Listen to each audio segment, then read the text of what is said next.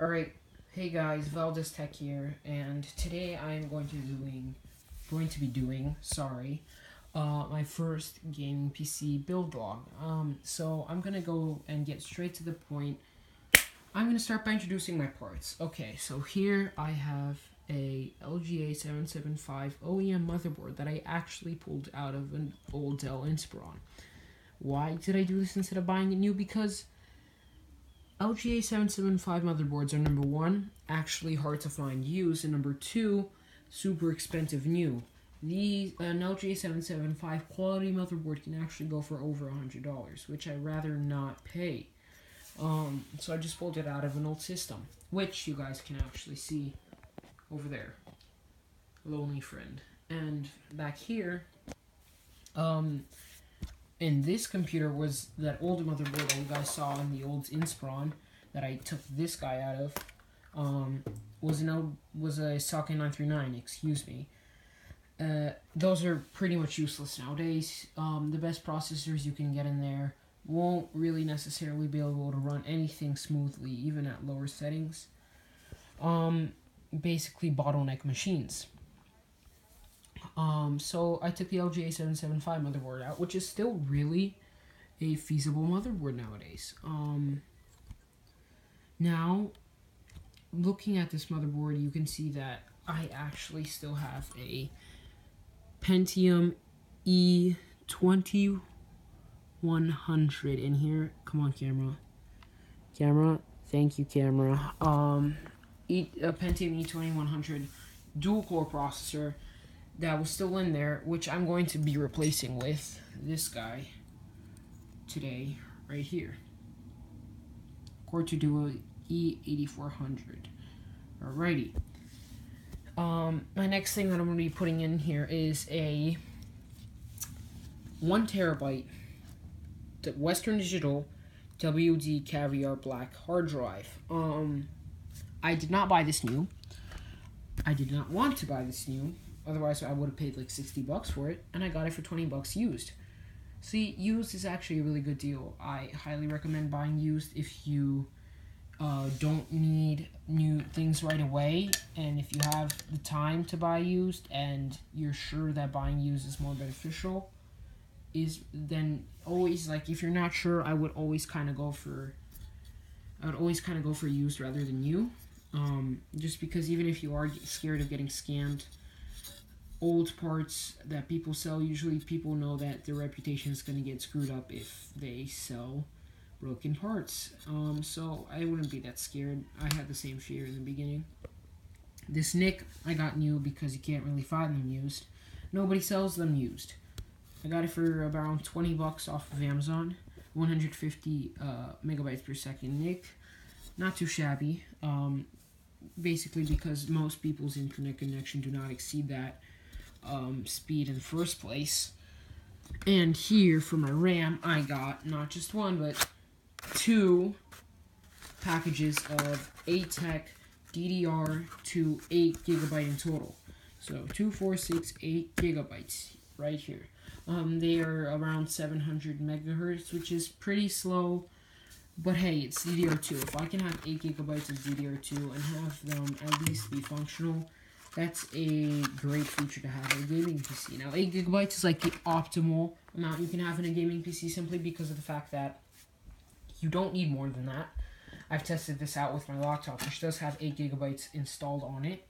And not only do you not need more than that, games usually don't really need more than that at all. You will never reach 8 gigabytes of RAM usage unless you're doing extreme like work such as video editing. I really wouldn't recommend 8 gigabytes, at least 16. If you're playing video games and just doing your regular day-to-day stuff, 8 gigabytes is always more than enough. But I wouldn't recommend less if you're gaming, because some games will reach well over 4 gigabytes. For my CPU cooler, I have the stock one. This one works just fine. I'd rather not spend money on a better one because a better one will shave off 10 degrees at maximum. And honestly, if my CPU is not thermal throttling... Can I pronounce things today? That's right, I can't. throttling. If my CPU isn't thermal throttling, then this thing will do just fine. For my GPU, guys, you'll be surprised to know that I actually somehow managed to get my hands on a GTX 1050. Too dark. That's right, a GTX 1050, guys. Got it for 40 bucks used. Now, do you believe me? This thing works 100%. I talked to the guy, showed me pictures of the GPU, it working, his Letgo profile. Letgo is basically my way of really verifying if things work or not before I buy them. This guy's perfect. Hard drives is working just fine, except for a little bit of weird gurgling noises coming from it. It kills the silence, but hey, it's functional. For my power supply, I have a 400 watt power supply. Some of you may think that this is not enough. This is more than enough. This GPU will never consume more than 150 watts. I checked this online. I can guarantee you that. Go search it up right now, GTX 1050 specs. You'll see it, second link on Google, NVIDIA maximum power consumption. It's below 150 watts. This processor, if I upgrade this to a Q6600, which I really do plan to do after I upgrade the BIOS using a dual core, because it won't support quad cores until I upgrade the BIOS, will only use around 85 watts. My RAM will not use any more than 20 watts altogether, each module. This NIC won't use more than 20 watts either. My CPU cooler won't use more than 15. That won't use more than 20. So altogether, I really should not be surpassing 300 watts. And even if I do just a tiny bit, that still gives me plenty of room for overclocking my future quad-core Q6600, which I'm going to be putting right there. So yes, this is fine. And plus, another perk of the GTX 1050, it doesn't require a GPU power, what do you call it? Power adapter, not a power adapter, power connector coming from the power supply. So that's a nice benefit, so you don't need to worry about using OEM power supplies. This, on the other hand, right here, is my hard drive cage. I kind of modified it. I know it's a hard drive cage, big deal. As you can see, I modified it so that I can slot it in and have my hard drive actually go further down. I drilled in some really badly made holes, but hey, they work. So I'm using them. And my favorite part about this PC is surprisingly not anything else other than the front panel cover. I know, it sounds weird, guys, but check this out. I made that by myself. Now, tell me that does not look sick. I think that looks amazing. You have the nice backdrop.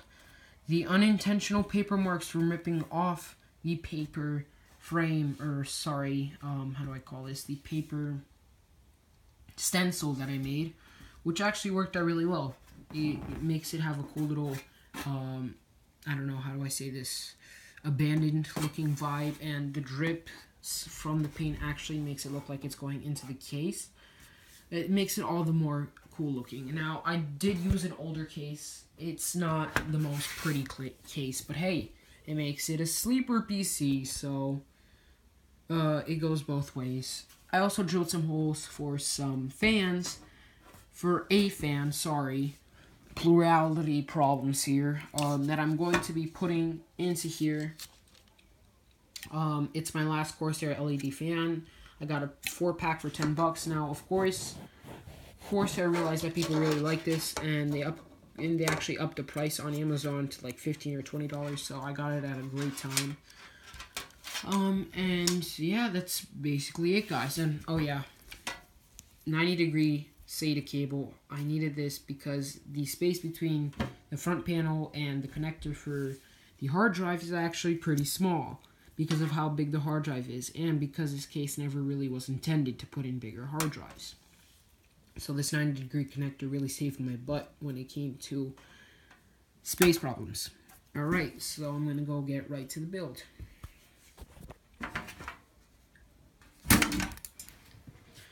Okay, first with the motherboard.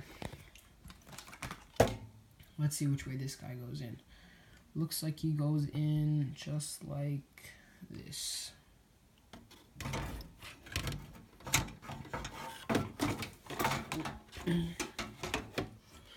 Okay, this is sketchy. Please don't fall down as I switch hands. Move it out of the way first of all. Move this back here. Move you up here. Okay, now I should be able to put him in. Let's see. Wrong way. Wrong way, Val. What are you doing? Stupid stuff is the correct answer. Alrighty. Please don't break my computer. Please go in and be all fine and dandy. Why do you have to do this to my life? Oh, got it. Okay, sweet. It went in. Except for that one corner of the freaking motherboard. Alright. PC problems, guys. This is what you get for being optimistic.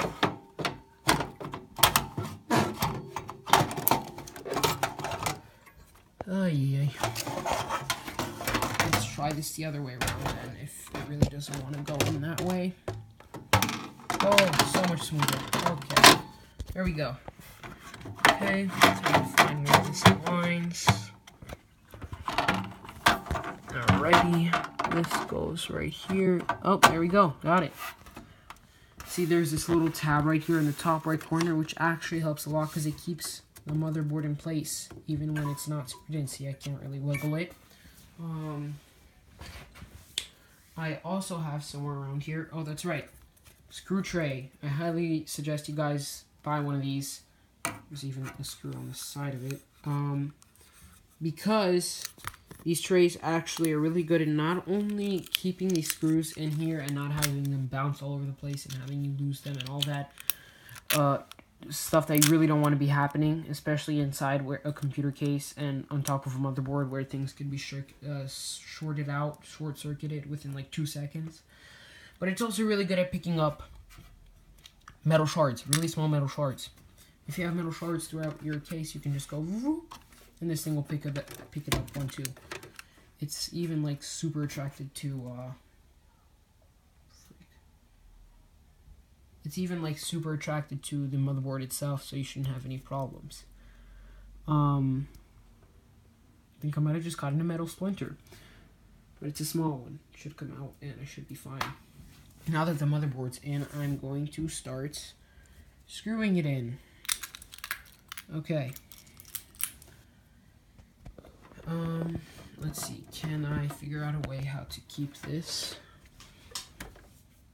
filming and on and working correctly while screwing this thing in?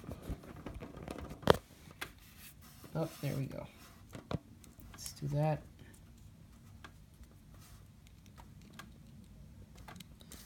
Okay. I'm gonna spend like 3/4 of this video trying to screw in a few screws for this freaking motherboard. Okay. Oh, yay. Not fun.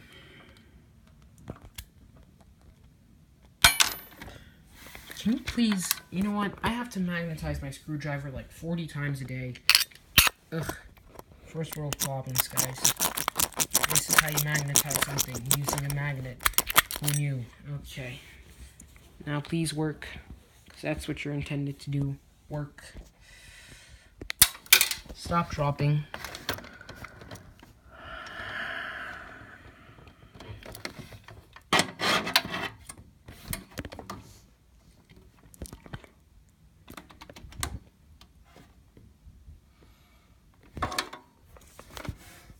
Oh, there it is. Okay, we're good. Alright, got a little bit scared that why do you keep dropping for flipping. Okay, alright, I got it, guys. One screw. I finally have one flippity screw going in. Whew, that was a struggle, a real struggle. This is why magnetized screwdrivers are really useful and why I should actually have one.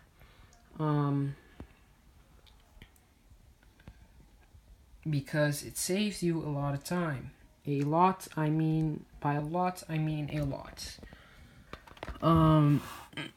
Okay. Plug that in there. Let's keep on turning. Okay, sweet. Next one in. See how quick that one was? Some of these screws are really hard to manage, some of them not so much. It all depends how well controlled and how steady of a hand you have. Okay. And how much things are actually getting in the way. Because, as you probably didn't just see thanks to my horrible camera angles. There we go. There we go. Come on. Tighten that in.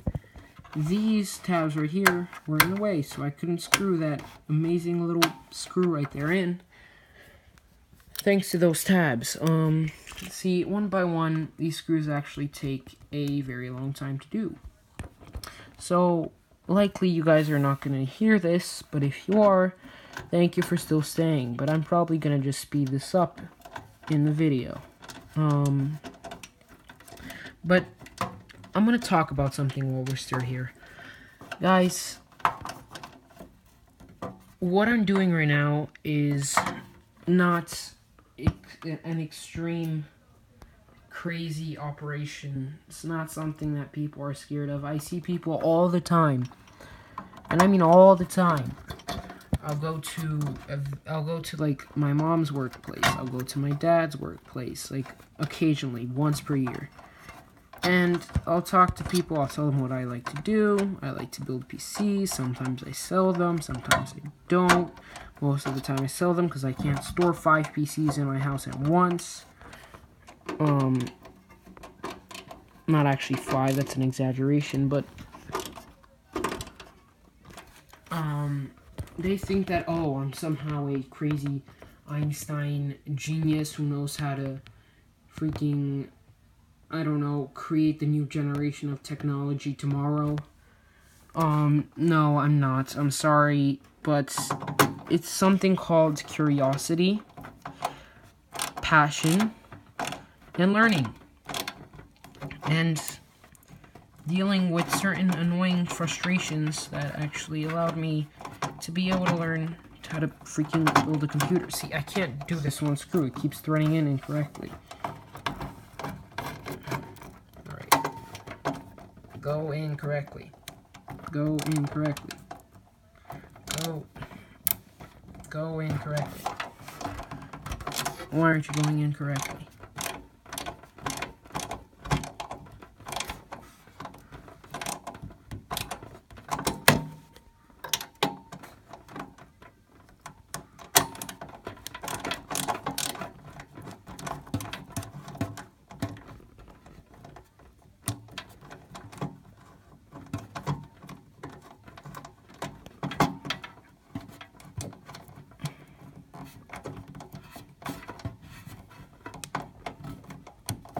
You know what? Some of these screws just really have a hard time going in.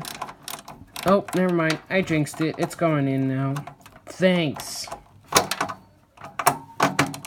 What I will plan to say was some of these screws actually have a hard time going in. Sometimes you just have to like leave some of these screw holes open. You don't necessarily have to put a screw in every single hole. If you miss one, it's not going to make the computer fall out of the case and destroy everything. It's really not. I've actually been able to hold down motherboards with like 3 screws instead of like the total 8 or 9 that are supposed to be in here. It's not mandatory, guys. As long as you have a few really well put in screws, you're fine, but it would be preferred to put in all of them like I just did. Yay, I'm done with that. Boring part's done, guys. Okay. In comes the processors. I'm going to be not dropping it like I almost just did. I'm going to be replacing that one with this one right now. Okay, so let's open up the lever. Open up the lever.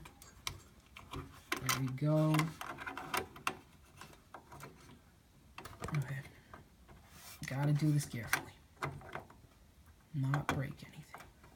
If I break this, God forbid, I actually mean God forbid, break a single screw. Again, LJ775's motherboards are not cheap, guys. Even if the processors are. Ooh, poop.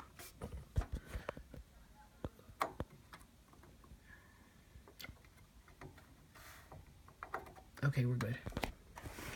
I did not bend any of these pins. I can just slot this in.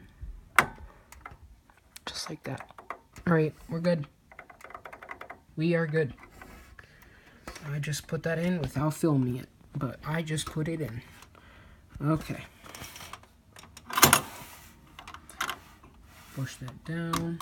Okay, don't be afraid to push pressure, guys, when you're building your own PCs, to push this lever down and have a little bit of pressure when installing Intel CPUs. Now, why am I slurring so much? I sound like a freaking kid with 5 retainers on at one time. Okay, in comes the RAM. The RAM. If I can correctly open this package, then that'd be really nice, wouldn't it? Okay.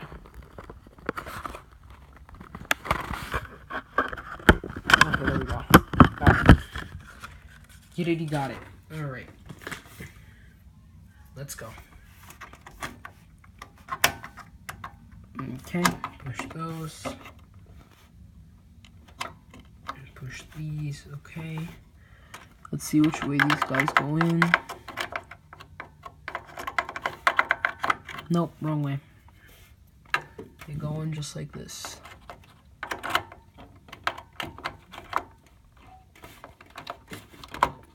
Okay, that one's in. That one's in. Next one goes in like this. The other one like that. Okay. Sweet. Alright, now I really like this RAM because not only is it low profile, but it was also not that bad of a price. 25 bucks. Got it off of Amazon.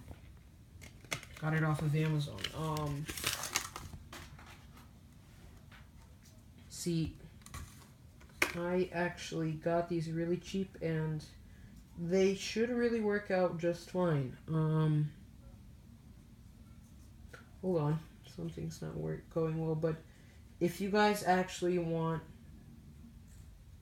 a similar package that I have here with me today, I would suggest going to a site that I call chindeacomputers.com. I have the site, I own the site, I run the site, and I would really like some help out there. Now, if you guys want some really cool products, like this DDR2 RAM, you can go there, chindeacomputers.com. I'll have a link in the description. That's CHINDEA, computers, with an S, computers.com.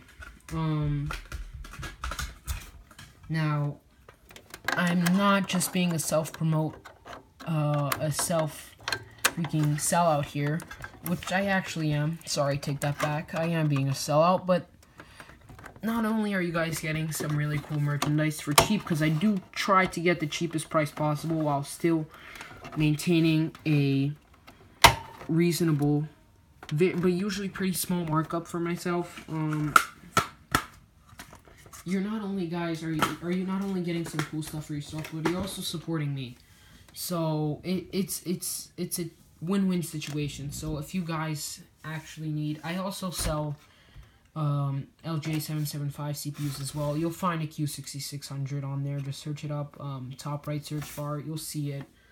I'm telling you guys, it's worth the trip, even if you just want to look around and check things out.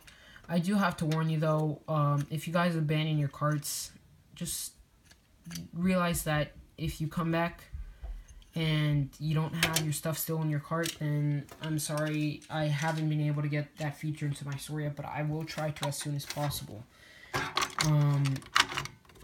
Now, before I install this cooler, let's put some thermal paste on. Sounds like a good idea? I think so. So, back to topic.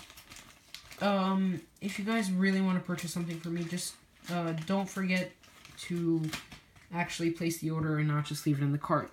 Because I don't have the full-on cart regeneration feature in yet. But that will be coming in soon.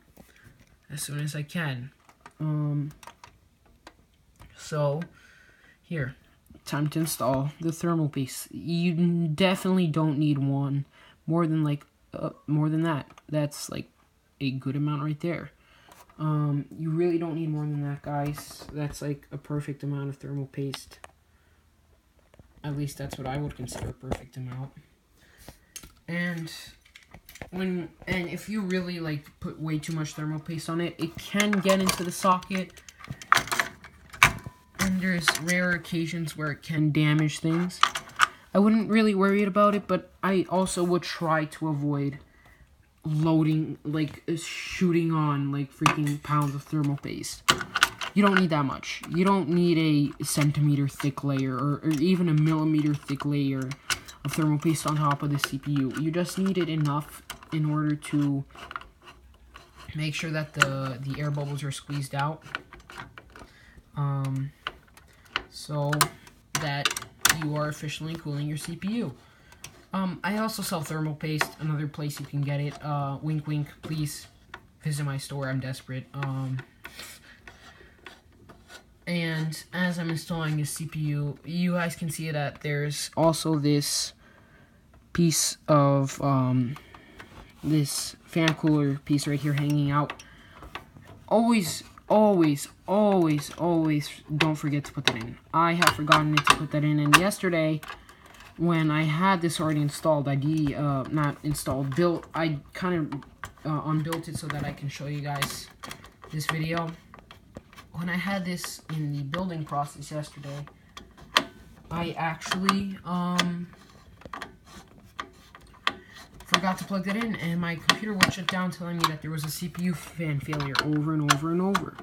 When I finally opened the thing up again, I saw that this wasn't plugged in, and I gave myself the biggest facepalm, alright? The biggest mental facepalm that anyone can possibly imagine. You guys don't want to forget to put that in. You'll feel really not satisfied with yourselves afterwards. Okay, so I'll show you this after I do it, but right now I'm just putting in the fan header right there. Okay, cool. That's in place. Screw it in a little bit more just to make sure. And now I'm going to put in the power supply. Alrighty.